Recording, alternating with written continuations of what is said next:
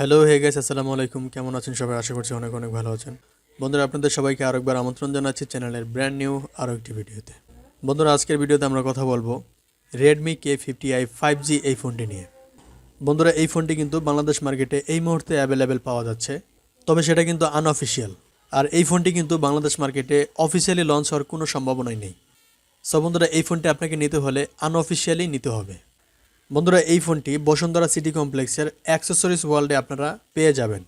বন্ধুরা, এই শপের ফুল অ্যাড্রেস এবং ফোন নাম্বার ভিডিও স্ক্রিন এবং ডেসক্রিপশন বক্সে দেওয়া আছে। বন্ধুরা, ফোনটি 6GB প্লাস 128GB র্যাম ভেরিয়েন্টের, প্রাইস রাখা হয়েছে 29,990 টাকা। সো বন্ধুরা, এই বাজেটে এই ফোনে কী কী ফিচার আপনার জন্য থাকছে, চলুন তার বিস্তারিত জেনে নেই। বন্ধুরা, শুরুতেই কথা বলবো ফোনটির ডিজাইন এবং বিল্ড কোয়ালিটি নিয়ে। বন্ধুরা, ফোনটির ব্যাক সাইডে এবং ফ্রেমে থাকছে প্লাস্টিক এবং ব্যাক সাইডে থাকছে 3টি ক্যামেরা এবং একেবারে নিচের দিকে থাকছে রেডমি ব্র্যান্ডিং।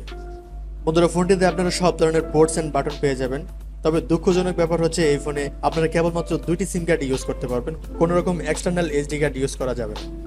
আর ফোনটি থিকনেস করা হয়েছে 8.9 মিলিমিটার এবং ওজন করা হয়েছে 200 গ্রাম। বন্ধুরা, ফোনটির আরও একটি ভালো দিক হচ্ছে এই ফোনে থাকছে IP53 dust and splash protection, যাতে আপনার ফোনে হালকা ধূলিকণা এবং পানির ফোঁটাও ঢুকবে না। বন্ধুরা, ফোনটিতে আপনারা পেয়ে যাচ্ছেন একটি ফুল ভিউ ডিসপ্লে, যার উপরের অংশে মাঝ বরাবর 5 হোলের মাধ্যমে বসানো হয়েছে সেলফি ক্যামেরাটি। বন্ধুরা, ফোনটিতে থাকছে সাইড মাউন্টেড ফিঙ্গারপ্রিন্ট সেন্সর, যেটা খুবই ফাস্ট এবং অ্যাকুরেট। আর ফোনটি আপনারা 3টি কালার ভেরিয়েন্টে পেয়ে যাবেন, ব্ল্যাক, সিলভার এবং ব্লু। সো বন্ধুরা, এবার কথা বলবো ফোনটির ডিসপ্লে প্রসঙ্গে। বন্ধুরা, এই ফোনে ব্যবহার করা হয়েছে 6.6 ইঞ্চের একটি IPS LCD প্যানেল, আর ডিসপ্লেটি একটি ফুল এইচডি প্লাসের ডিসপ্লে, যার রেজুলেশন 1080x2460 পিক্সেল এবং আরও থাকছে 407 PPI ডেন্সিটি। আর এই ডিসপ্লেটির সবচেয়ে ভালো ব্যাপার হচ্ছে এই ডিসপ্লেতে পাবেন 144 হার্জের রিফ্রেশার, যার কারণে ডিসপ্লে টাচ রেসপন্স খুবই ভালো পাবেন। এবং এছাড়াও থাকছে HDR10 এবং ডলবি ভিশন সাপোর্টেড, এবং আরও থাকছে 600 নিট পিক ব্রাইটনেস, যার কারণে সরাসরি রোদের আলোতে ব্যবহার করলে কোনো রকমের ব্রাইটনেসের ঘাটতি পাবেন। বন্ধুরা, যদিও ডিসপ্লেটি IPS প্যানেল, তবুও ডিসপ্লের কালার কোয়ালিটি কিন্তু যথেষ্ট ভালো। ডিসপ্লেতে যে কোনো কন্টেন্ট প্লে করলে কোনো রকমের শার্পনেসের ঘাটতি পাবেন। তো সবকিছু মিলিয়ে এই বাজেটে রেডমি একটি ভালো মানের ডিসপ্লে প্রোভাইড করেছে। বন্ধুরা, এবার কথা বলবো ফোনটির সফটওয়্যার এবং পারফরমেন্স নিয়ে। বন্ধুরা, এই ফোনে থাকছে অ্যান্ড্রয়েড 12, যার ব্যাকএন্ডে থাকছে MIUI 13 এবং চিপসেট হিসেবে থাকছে মিডিয়াটেক ডাইমেনসিটি 8100 চিপসেট, যা একটি 5G চিপসেট। বন্ধুরা, এই চিপসেটটি 5 ন্যানোমিটারের আর্কিটেকচারে তৈরি করে একটি অক্টাকোর প্রসেসর, এবং এই প্রসেসরটির A22 স্কোর প্রায় 8 লাখের কাছাকাছি, মানে খুবই পাওয়ারফুল একটি চিপসেট।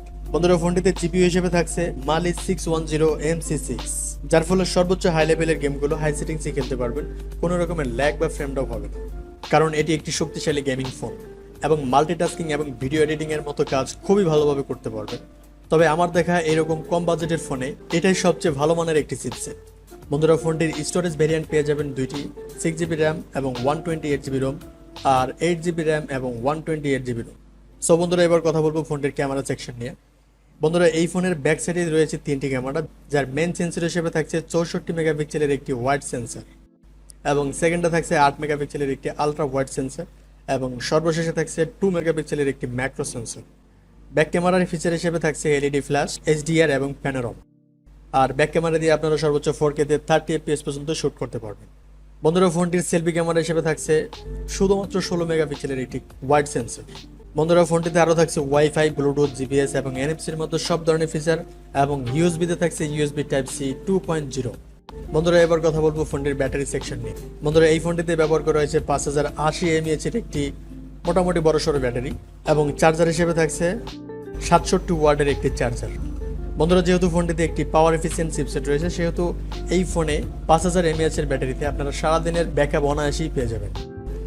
বন্ধুরা, এবার কথা বলবো ফোনটি আসলে কেমন হবে। বন্ধুরা, ফোনে থাকছে একটি পাওয়ারফুল চিপসেট এবং ভালো মানের একটি ডিসপ্লে, এবং ওভারঅল সব ফিচারই ভালো। আর যারা ভালো মানের একটি গেমিং ফোন চাচ্ছেন, আমি বলবো তারা এই ফোনটি এই বাজেটের মধ্যে নিতে পারেন, কেননা একটি ভালো গেমিং ফোন হিসেবে এই বাজেটে এটাই সেরা ফোন। সো বন্ধুরা, আজকের ভিডিও এই পর্যন্তই। দেখা হবে পরবর্তী কোনো ভিডিওতে, সে পর্যন্ত ভালো থাকবেন। আর ভিডিওটি ভালো লাগলে অবশ্যই একটি লাইক করুন, আর চ্যানেলে নতুন হয়ে থাকলে চ্যানেলটি সাবস্ক্রাইব করে পাশে থাকা বেল আইকনটি বাজিয়ে দিন। আল্লাহ হাফেজ।